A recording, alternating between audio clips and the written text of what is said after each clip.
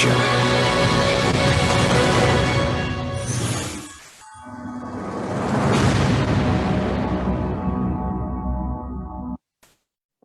Bueno, les comentaba que pues fueron invitados a participar en esta sección de webinar, la cual lleva por nombre Jornada de Actualización en HbA1c o hemoglobina glicada. Tenemos dos invitados súper especiales la tarde de hoy.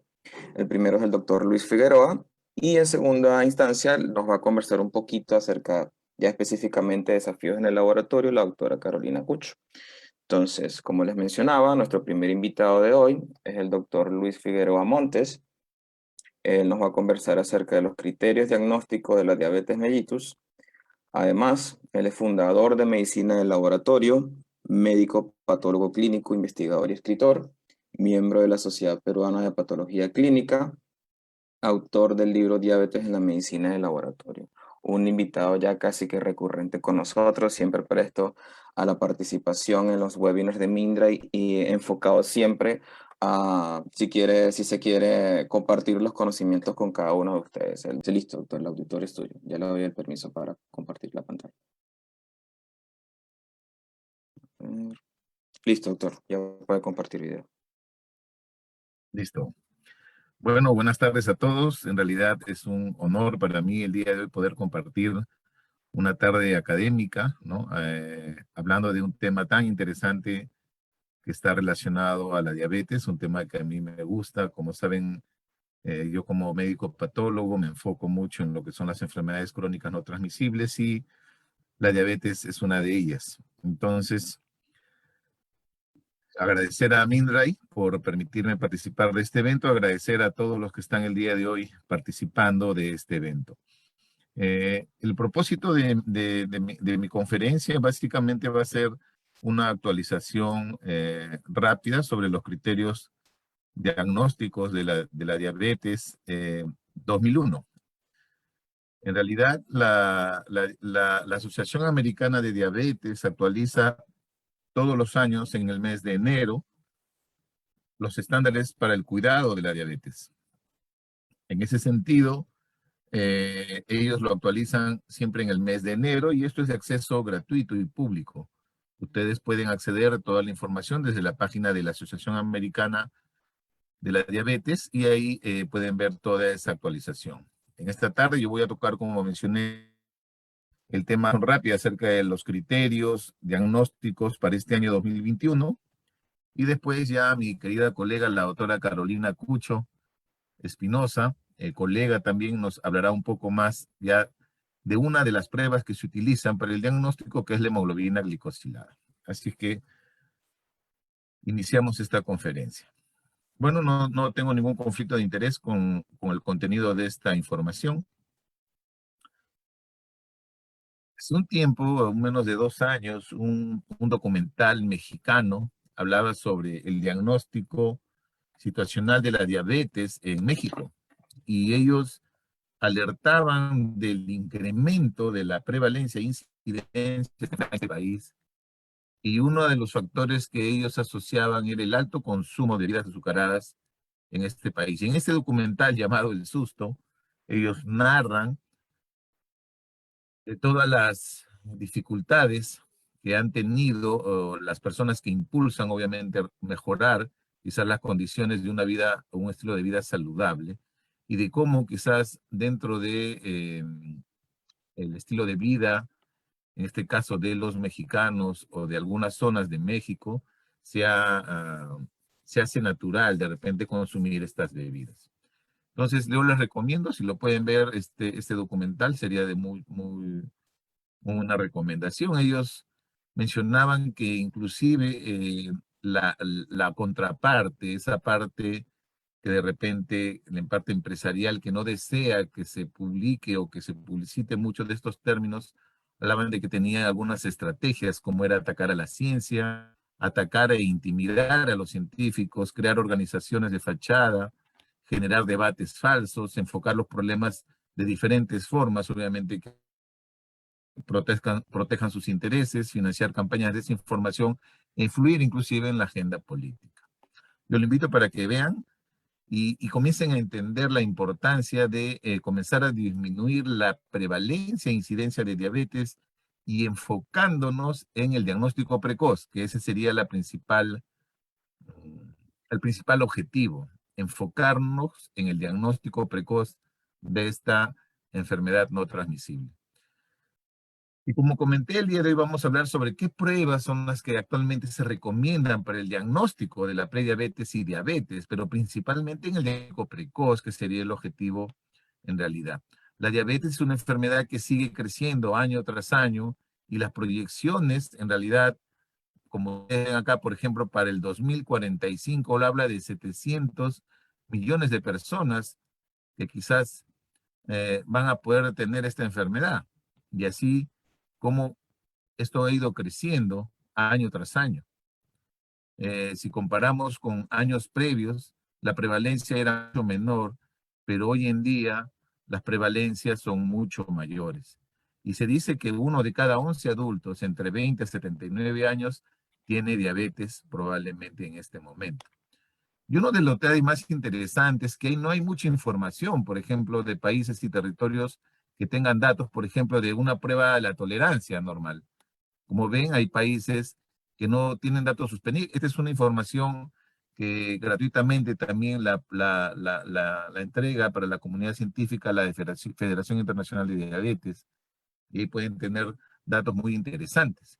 No hay muchos datos de intolerancia a la glucosa, no hay muchos datos de alteraciones de la glucosa en gestantes, temas para comenzar a entender un poco más el subdiagnóstico que existe de esta enfermedad. Y como dice acá, uno de cada 2 adultos con diabetes no está diagnosticado en este momento. Es decir, de repente alguno de los 152 participantes que vemos quizás tiene ya esta enfermedad y no lo sabe. ¿Y cuáles son estas pruebas que nos permitirían hacer un diagnóstico de esta enfermedad, inclusive de la prediabetes? ¿Cuáles son? Vamos a verlas. La diabetes es una enfermedad que por sus mismas características hay una etapa en la cual se diagnostican personas con diabetes y conforme pasan los años de diabético, también hay otras pruebas que se utilizan para monitorizar su tratamiento. En una clasificación de un libro, digamos, muy importante en el mundo de la medicina en laboratorio, las divide en exámenes o pruebas de tipo preclínico, probablemente marcadores inmunológicos relacionados, por ejemplo, a quizás la diabetes conocida como diabetes tipo 1, o ya de impacto clínico, como probablemente la glucosa, tolerancia, glicosilada, cuerpos cetónicos, péptidos C, etcétera. Pero también hacen una clasificación, por ejemplo, de pruebas que se pueden utilizar para un momento agudo de la enfermedad o para un momento crónico de la enfermedad. Y hacen pues un sinnúmero de pruebas que están involucradas. Pero para fines de diagnóstico de enfermedad o de prediabetes, son estas tres las pruebas que hoy en día se utilizan para definir si un paciente o no tiene prediabetes o diabetes en la actualidad. Y son la glucosa plasmática, la prueba A1C o hemoglobina glicosilada, que es la que vamos a hablar en la siguiente conferencia con Carolina, la prueba de tolerancia oral a la glucosa. Estas son las tres pruebas que contamos hoy en día para definir si un paciente es prediabético o diabético. Y que, como dije en un principio, debemos comenzar a usarlas de manera precoz, en programas de prevención que traten de tamizar población asintomática, de repente con factores de riesgo, y ver si es que ellos tienen o no tienen esta enfermedad. Un tema sustancial en las pruebas de laboratorio, y la diabetes no es la excepción, es que sean pruebas armonizadas. Y la armonización consiste, para hacerlo de una manera práctica, es que cuando hay diferentes laboratorios que procesan una misma prueba, vamos a suponer glucosa y laboratorio 1, 2 y 3 la van a procesar, si ellos utilizarían, digamos, calibradores diferentes, que es el patrón para definir un valor y una unidad dentro de una configuración de un método en un laboratorio, me va a dar resultados diferentes, por lo tanto van a ser inciertos. Y si yo eso lo uno a guías de práctica clínica, quizás no voy a tener los mejores resultados para los pacientes. Pero si los tres laboratorios que van a procesar este mismo test compartieran de repente el mismo calibrador, es decir, se ponen de acuerdo para definir y usar un calibrador, no hablo de marcas, ojo, sino de calibrador, que me permitan hacer que esos resultados sean comparables independientemente del laboratorio, independientemente de la región, independientemente del país o del continente, ayudaría a tener resultados armonizados. Y la armonización hoy en día es un desafío dentro de los sistemas de salud. Es un tema del cual no se habla mucho, pero es un tema que yo siempre lo trato de tocar en las conferencias y debemos de entender su importancia. Afortunadamente, afortunadamente la glucosa y la hemoglobina glicosilada o prueba 1C son pruebas que ya están armonizadas, para suerte nuestra. Pero hay un innumerable número de pruebas que aún, hasta este momento, tienen el gran desafío de la armonización. Brevemente vamos a hablar de la glucosa y solamente quiero tocar 2 o 3 temas puntuales de cada una de ellas, y es que si yo supervisara todos los laboratorios de este país, probablemente muchos de ellos utilizan suero para dosar la glucosa y no utilizan plasma. Y la guía es explícita, dice glucosa plasmática en ayunas. Es lo que deberíamos usar, glucosa plasmática. Digamos que lo más fácil que podríamos usar de repente son los tubos que utilizamos, por ejemplo, para los hemogramas, y no invertiríamos más en adquirir de repente otros tubos, ¿no? Con algún otro tipo de componente. ¿Y por qué el plasma? Porque el plasma, en primer lugar, ayuda a que los valores de glucosa expresen el porcentaje verdadero en relación al paciente. Los valores de suero generalmente pueden tener entre 5 a 10% menos de la concentración real de glucosa. Y lo que nosotros queremos, como en muchas pruebas de diagnóstico, es que sean más sensibles. Por ejemplo, si nosotros vemos el tema de la glucólisis, que se va dando en un tubo séricos, que probablemente si ustedes analizan su flujo total en la toma de muestra, cuando empiezan en sus laboratorios, se van a dar cuenta cuánto tiempo transcurre entre la toma de muestra y el centrifugado. Y por ejemplo, para que vean, la glucosa sérica disminuye un promedio de 5 a 7% en una hora, que equivale casi a 5 a 10 miligramos por decilitro. Entonces, tengan presente en sus flujos el impacto que puede tener. Primero, usar suero, y segundo, de que no sea rápidamente centrifugado. Yo creo que cuando nosotros al menos, que es el método o la prueba, digamos, que nosotros podemos tener un mayor control, que es la prueba de tolerancia, deberíamos hacerlo de una manera diferenciada para que podamos los mejores valores para esos pacientes, porque en especial la prueba de tolerancia se utiliza en pacientes prediabéticos. En líneas generales, a veces pedir o separar la glucosa plasmática de las solicitudes pudiera ser un desafío, pero sería necesario, siempre y cuando sea una glucosa para diagnóstico, más no para monitoreo. En el caso de la hemoglobina glicosilada o prueba 1C, bueno, la Asociación Americana de la Diabetes recomienda que se le diga prueba 1C porque el término de hemoglobina puede hacerla confundir con la hemoglobina normal. Y si de repente un paciente cree que una hemoglobina de 11 es normal, probablemente considere que su hemoglobina glicosilada en 11% sea normal. Es ahí donde ellos recalcan que el nombre correcto debería ser prueba A1C. Y quizás ese debería ser el nombre correcto que se utilice. La hemoglobina glicosilada o la prueba 1C es un componente que se une de manera irreversible a la hemoglobina cuando se glicosila, en este caso, ¿no? Y refleja pues un valor importante de los últimos 8 a 12 semanas del paciente. Hay estudios que hablan de proporciones, ¿no?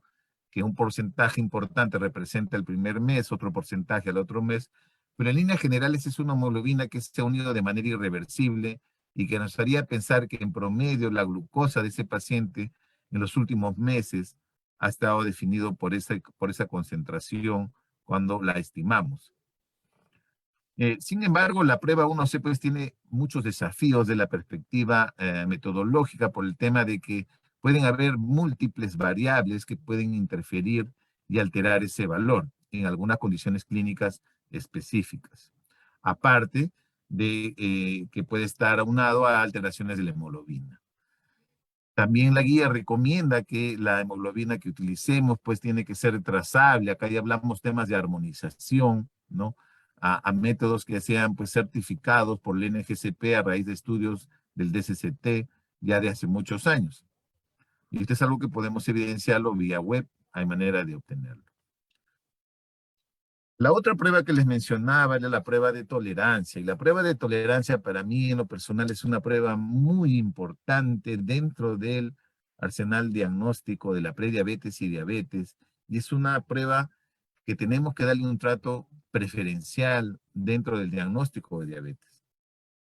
Yo recomendaría que sea una prueba que tenemos que hacerlo de la mejor forma en beneficio de los pacientes. Porque esta prueba en particular tiene algunas características y una de ellas es que es más sensible que las otras dos. Idealmente, esta prueba se hace a pacientes de manera, digamos, constante, aquellos que tienen prediabetes con una glucosa alterada en ayunas, es decir, glucosas que están entre 100 y 125. Pero es un test obligatorio en gestantes. En todos sus hospitales y en todos sus laboratorios, el 100% de gestantes debería empezar por el laboratorio para hacer una prueba de tolerancia oral a la glucosa. La pregunta es, ¿lo hacen? ¿Sus laboratorios hacen la prueba de tolerancia oral a la glucosa al 100% de sus gestantes? Sería una pregunta y yo agradecería que ustedes después de repente hagan una reflexión al momento de intercambiar las preguntas. Como les comentaba, esta prueba es más sensible.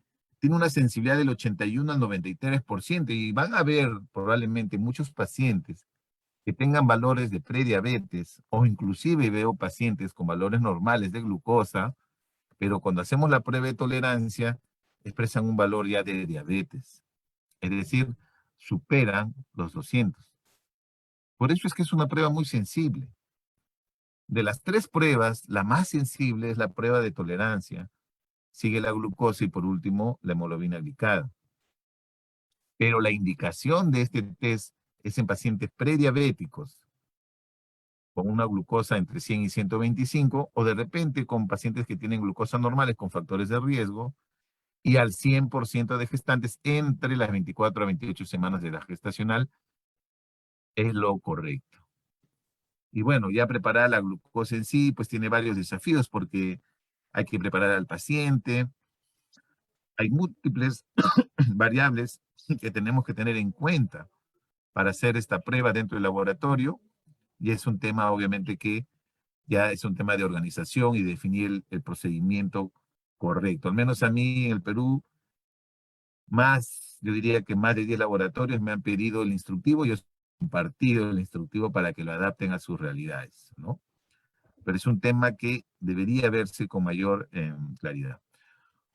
Y destaco porque innumerables veces me ha pasado que en mi hospital al menos, bueno, eso ya era hace muchos años, aunque hace poco recibí también una solicitud, quieren hacerle pruebas de tolerancia a pacientes hospitalizados, lo cual es realmente un gran error si el laboratorio lo realiza, porque el paciente tiene que estar en condiciones saludables, en condiciones normales. No hay que aprovechar que está en el hospital para hacer una prueba de tolerancia. La verdad que yo no sé cómo interpretan un resultado en esas condiciones. Y hay mucha información que trata de ver ese tema y que recomienda pues que efectivamente no se hagan esas condiciones. Y muy bien, ya para no andar un poco más en las pruebas, vamos a hablar sobre los criterios diagnósticos. En realidad los criterios diagnósticos no se mueven mucho en relación a las tres pruebas y su punto se corta ya hace años. Hay algunas precisiones nada más en relación al diagnóstico, de repente algunos alcances que se hacen modificaciones. En lo personal, por ejemplo, yo que he publicado mi libro con los criterios para el año 2020, en realidad con los criterios de este año, no hay mayor modificación. Sin embargo, hay algunos temas en los cuales la Asociación Americana de la Diabetes, en base a la evidencia médica, genera de repente algunas modificaciones en líneas generales. Nosotros vamos a hablar puntualmente de la parte de diagnóstico, ¿no? Básicamente nos enfocamos más en la parte de diagnóstico. Como mencioné, es importante ir hacia el diagnóstico precoz. Yo creo que ese es el mensaje principal. Ir a buscar pacientes con riesgo de tener prediabetes o diabetes. La prediabetes, a pesar de que es una condición preclínica, una condición en la cual el paciente va a evolucionar a ser diabético, es sustancial dentro del abordaje del sistema de salud. Un paciente prediabético, dependiendo del valor que tenga de glucosa basal en ayunas o después de hacerle la prueba de tolerancia, las probabilidades de ser diabético son altísimas en los próximos 3 a 5 años. Y eso pasa. Y hay un vacío a veces ahí dentro de la intervención de salud a nivel de la primaria o atención primaria. Es algo que debemos de cambiar. Yo al menos siempre trato de brindar ese mensaje. En las conferencias que tengo, siempre trato de dar la vocería de buscar pacientes con riesgo de diabetes, hacer intervenciones del diagnóstico precoz.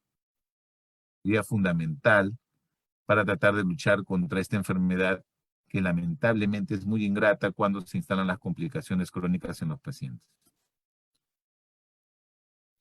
Y bueno, en esta guía de este año 2021, como dije, se actualiza en el mes de enero, pues proporciona una serie de componentes para el cuidado, objetivos, guía general, y no solamente aborda la parte diagnóstica, sino todo lo demás, y cada año tras año incorpora nuevos temas relacionados, hoy en día abordando ya probablemente el manejo crónico de los pacientes que han tenido COVID, por ejemplo.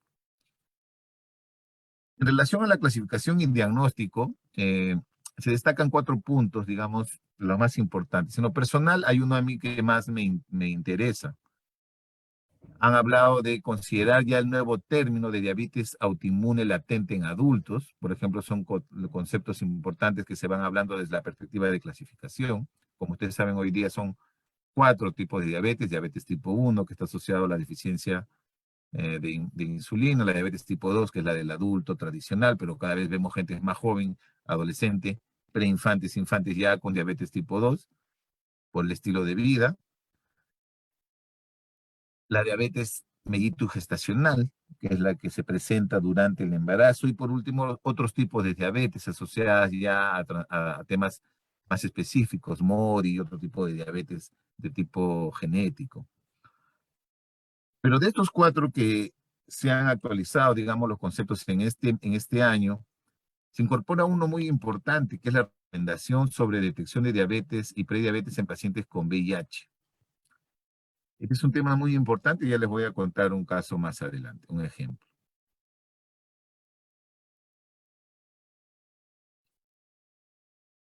Y bueno, los criterios diagnósticos, como menciono, no se han modificado, son prácticamente los mismos, no ha habido mayor alteración en ellos ni discusión. Para la prueba de la hemoglobina glicosilada, valores normales menores a 5,7, prediabetes entre 5,7 a 6,4 y diabetes mayor o igual a 6,5. En el caso de la glucosa plasmática en ayunas, que quizás sea la prueba que usamos con más frecuencia, un valor mayor o igual a 126 sería diabetes, prediabetes entre 100 y 126, y valores normales menores a 100, no 110, como a veces salen en muchos reportes de laboratorio. Y la prueba de tolerancia oral a la glucosa, mayor a 200 diabetes, entre 140 a 200 prediabetes o intolerante, y valores menores a 140 normal. Claro, estos son para pacientes no gestantes. De ahí la gestación maneja otros criterios. Y estos son los criterios diagnósticos que, como menciono, no se han modificado. Hablan de los criterios para diabetes o para la prediabetes. Vamos a verlos mejor en español, que son estos. Como dije, una glucosa superior a 126 sería un valor de diabetes, pero recomienda de 8 horas. Y ojo que la glucosa, la hemoglobina glicosilada o de repente una prueba de tolerancia, en ausencia de síntomas, ¿no? De síntomas inequívocos, digamos, hiperglicemia, deberían confirmarse con una nueva prueba. La guía también considera, por ejemplo, dos pruebas a la vez. Si, por ejemplo, una glucosa me sale más de 126 y una hemoglobina glicosilada me sale 6.6, pues ya no necesitaría repetir una muestra porque tiene dos si eran valores por encima del punto de corte para establecer el diagnóstico. Y en el caso de una glucosa plasmática a las 2 horas mayor a 200, al azar, bueno, en este caso después de hacer una prueba de tolerancia, ¿no? Con 75 gramos de glucosa anhidra disuelta en 300 mililitros de agua. Ese también es otro tema. La cantidad del agua que utilizan, cómo hacen la dilución, si le agregan de repente a nuevo un saborizante, etcétera, etcétera. Son varios temas relacionados a la prueba de tolerancia. Y una glucosa por encima de 200 independientemente del ayuno con síntomas de hiperglicemia, como comer mucho, tomar mucha agua, haber bajado de peso o entrar en una crisis hipoglicémica, confirmaría en el diagnóstico. De ahí la importancia que la prueba de tolerancia toma un protagonismo sustancial para abordar a los pacientes a quienes se les hace esta prueba. Y es una oportunidad fabulosa para interactuar con el paciente. Al menos en mi hospital hacemos un proceso personalizado para la prueba de tolerancia y todos los días hay pacientes que se les tiene que explicar los valores, inclusive darles el diagnóstico también de diabetes, pero hacerles entender y que tomen conciencia de lo que se vienen adelante si es que no ellos en realidad a sus estilos de vida. Y la prediabetes, como mencioné, está asociado a otros puntos de corte que están también mencionados en el mismo. En realidad, la hemoglobina glicosilada, ya probablemente Carolina hablará un poco más los desafíos relacionados a esta prueba. Las relaciones en realidad no han cambiado mucho para este año en relación a estos valores.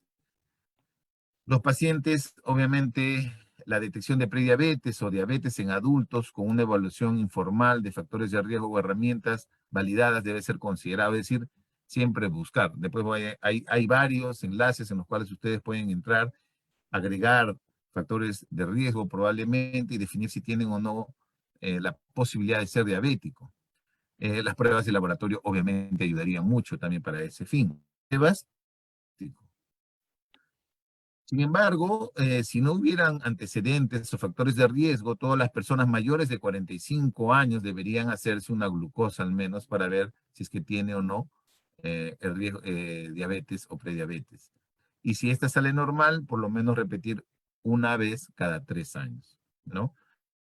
Importante tener en cuenta este tipo de tamizaje, por decirlo así, o cribado, en personas que tienen sobrepeso. Es importante, justo mencionando ese tema, de que aquellos pacientes que tengan, digamos, un índice de masa corporal por encima de lo normal, ¿no? Un valor esperado de índice de masa corporal por encima de lo esperado, ¿no? Y si es asintomático, y si tiene alguno de estos factores de riesgo, debe de hacerse una prueba de laboratorio para si es que tiene o no diabetes. Vamos a ver cuáles son los factores de riesgo que familiares de primer grado, padres, hermanos, tengan diabetes. Hay también un alto riesgo en grupos raciales específicos. Historia de enfermedades cardiovasculares, tener hipertensión en el momento o estar en tratamiento para la hipertensión. Tener valores de HDL, que es el colesterol bueno conocido, menor a 35 o triglicéridos por encima de 250. Una mujer que tenga síndrome de ovario poliquístico, diagnosticado obviamente por ginecostetricia, inactividad física o alguna otra condición asociada a resistencia a la insulina, como la acantosis nírica, por ejemplo, obesidad severa. Esto aunado al sobrepeso, ¿no? O a la obesidad. Pero aparte, todo paciente que tiene prediabetes debe someterse obviamente a exámenes para ver si es que tiene o no diabetes.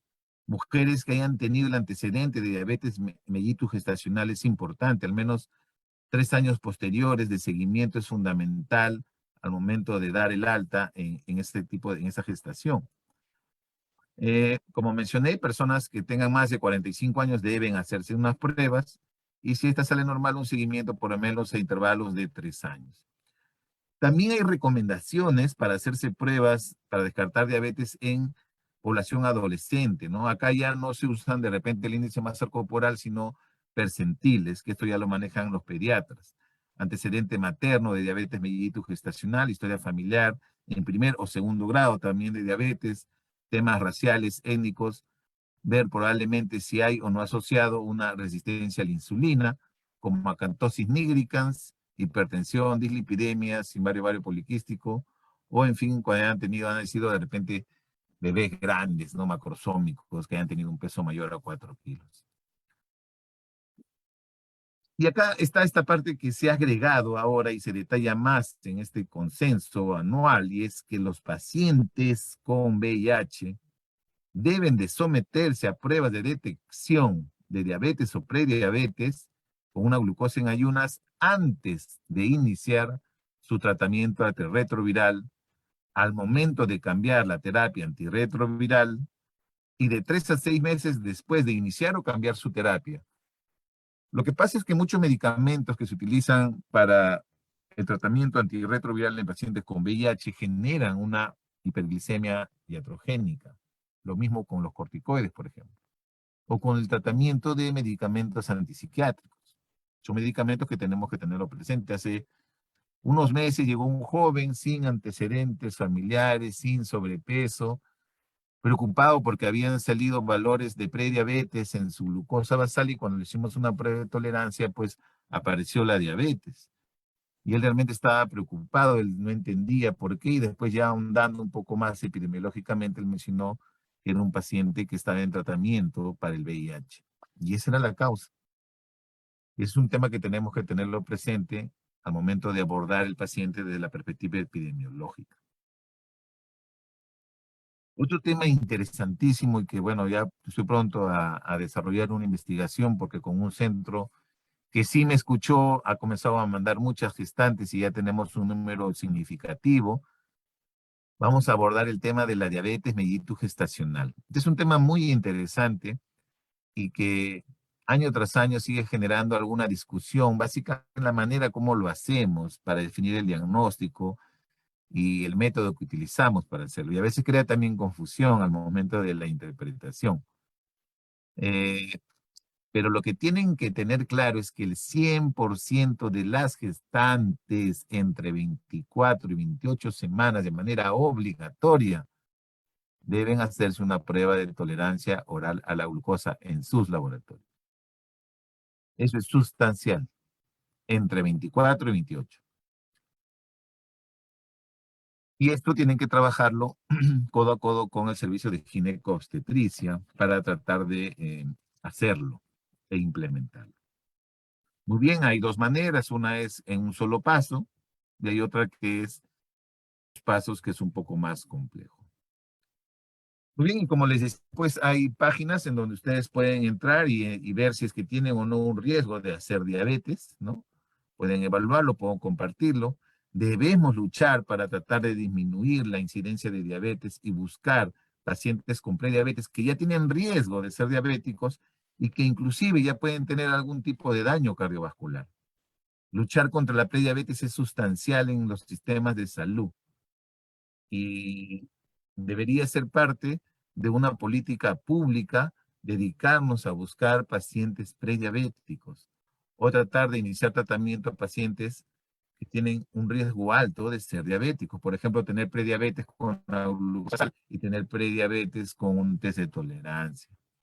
Eh, Hay estudios que tratan de demostrar que, por ejemplo, esta es una encuesta que se hizo a médicos que atienden de manera de médicos familiares o en la atención primaria. Y miren, de un número importante de médicos que fueron encuestados, 42% sabía cuál era el rango correcto de glucosa y 31% de la glicosilada. Estamos hablando que más del 50% no sabía el rango para glucosa y más del 60% no sabía el rango para la glicosilada. Entonces, si se conocía el rango, ¿cómo se hacen las intervenciones o cómo se toman las decisiones? En el libro que realicé el año pasado propuse un plan de trabajo y establecí claramente cómo podrían manejar este tema en relación a la prueba de tolerancia para tratar de ir, digamos, tamizando a esos pacientes que lleguen, ¿no? Acá una propuesta de cómo lo manejamos nosotros en el Hospital Angamos. Si desean cualquier información adicional, encantado de proporcionarles los detalles o también lo pueden encontrar en el libro aquí con varios médicos del primer nivel de atención de la red asistencial Revalidati, trabajamos este plan y que entiendo que, bueno, justo fue antes de la pandemia. Espero que nos volvamos a reunir para ver en qué va ese avance. Ya el año pasado escribí este libro, todavía tengo algunos ejemplares en físico, encantado de poder brindárselos para que conozcan un poco más de esta enfermedad. Recordar que este COVID ha dejado pues realmente un escenario lúgubre dentro de los que luchamos diariamente con esta enfermedad y dentro de los sistemas de salud, más aún en los países de bajos ingresos o de medianos ingresos como el nuestro. Y esto ha sido a raíz de que esta enfermedad, aparte de generar el daño solo como pandemia, con el virus y la muerte que ha ocasionado, también va de la mano con otros factores de riesgo relacionados a lo que se conoce como sindemia.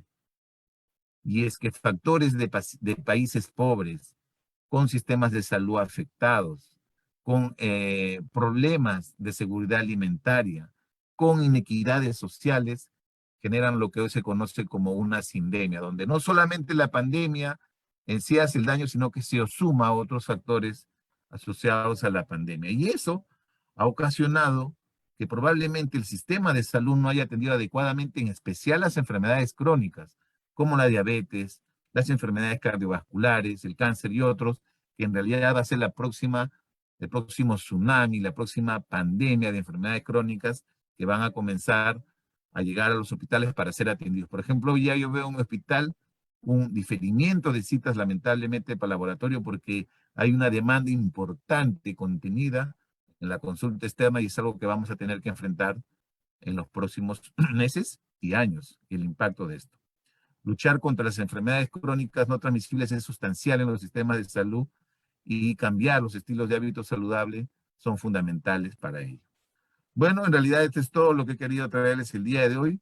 Muchísimas gracias a Mindra por la invitación y bueno, no sé si en este momento contestamos preguntas o de repente al final contesta José para ver que continúa la autora Carolina.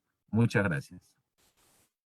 Muchísimas gracias, doctor. Sí, yo creo que ya podemos, después de su conferencia, como para que no quede en el aire todo el tema, podemos responder en primera instancia sus preguntas. Pero antes, quisiera agradecerle por parte de todos los asistentes y especialmente por parte de Mindra y su participación. Siempre es interesante para nosotros escuchar sus ponencias, es vital mantenernos en constante actualización, cada uno de nosotros que a veces estamos encerrados en el laboratorio y pues nos dedicamos simplemente a la producción de resultados, a la relación con la clínica del paciente, pero no actualizarnos necesariamente.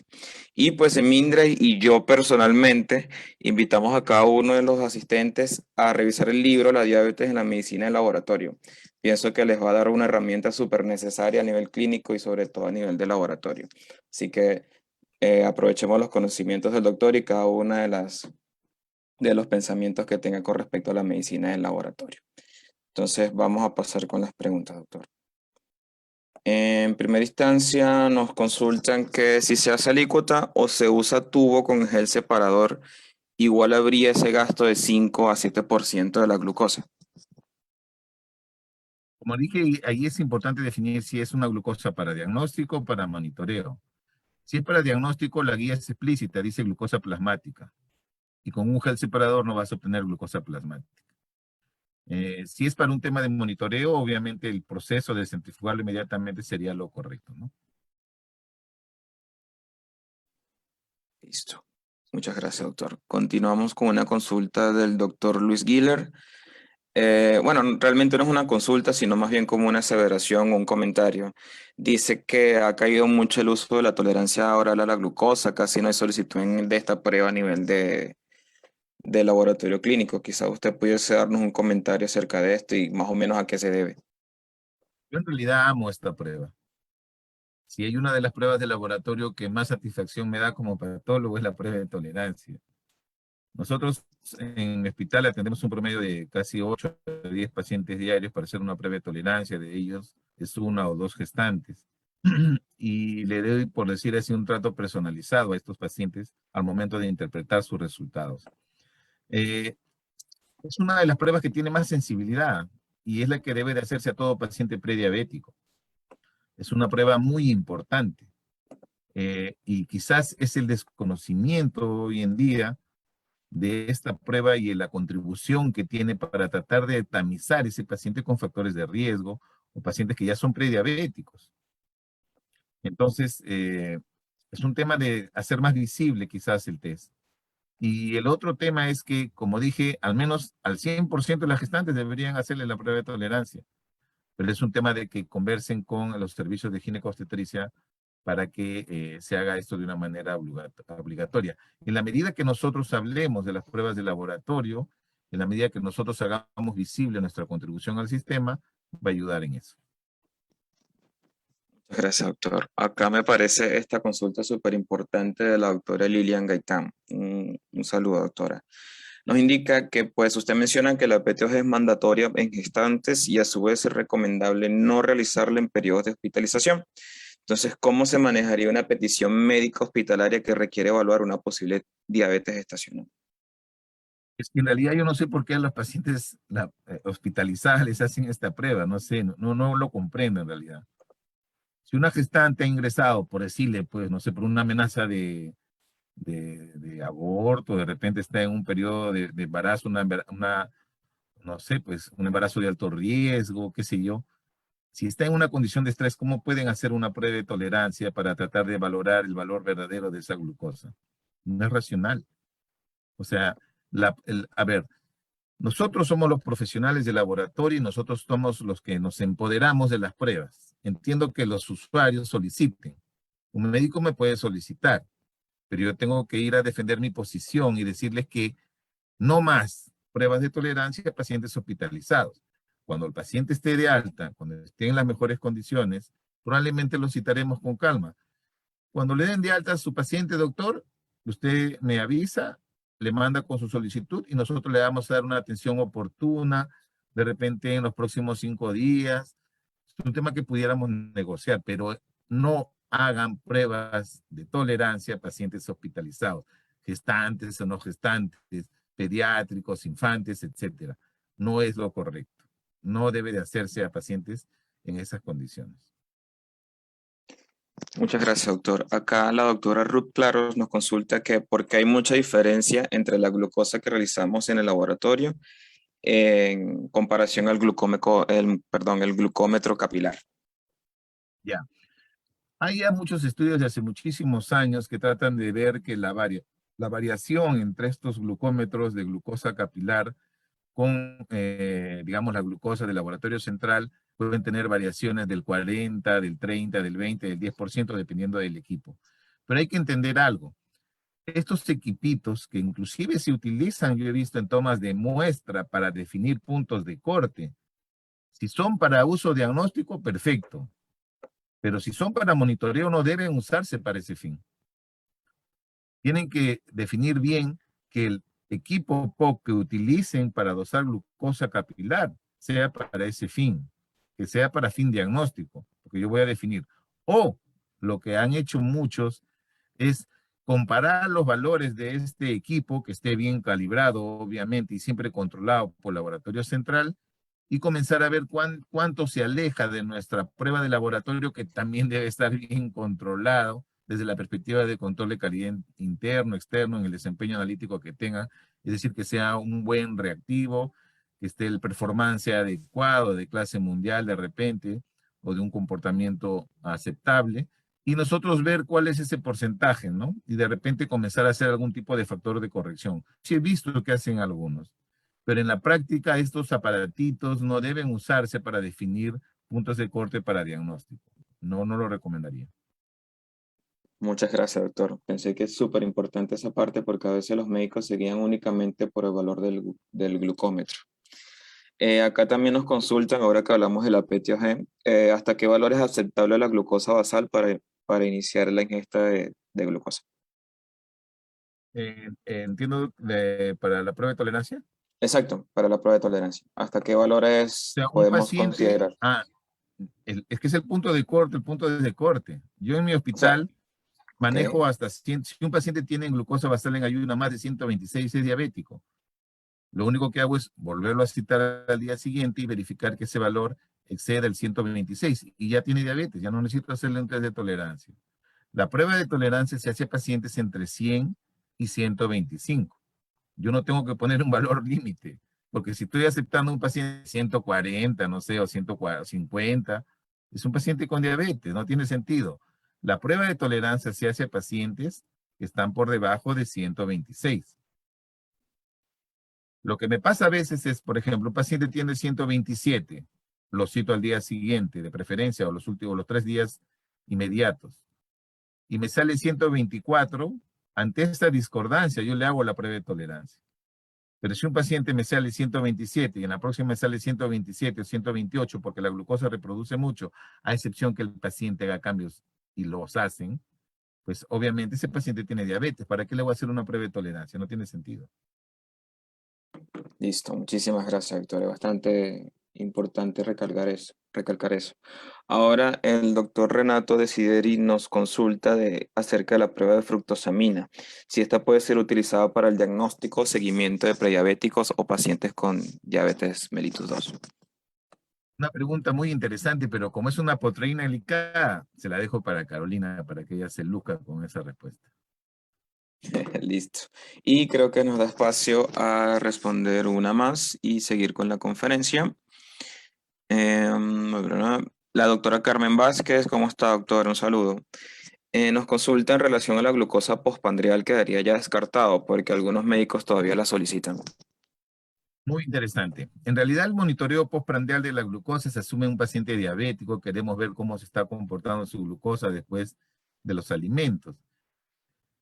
Por costumbre, los pacientes diabéticos tienden a comprarse sus glucómetros. Entonces, una manera racional de controlar sus variaciones es con ese aparatito, ¿no? Sin embargo, todavía llegan pacientes para hacerle las glucosas postprandiales. Y ahí viene la pregunta, doctor, ¿qué le doy de desayunar? Porque se le dice al paciente, vaya a desayunar al costadito, hay un restaurante, come su pancito, sus 2 huevos, su jugo de papaya. Y eso no es estándar.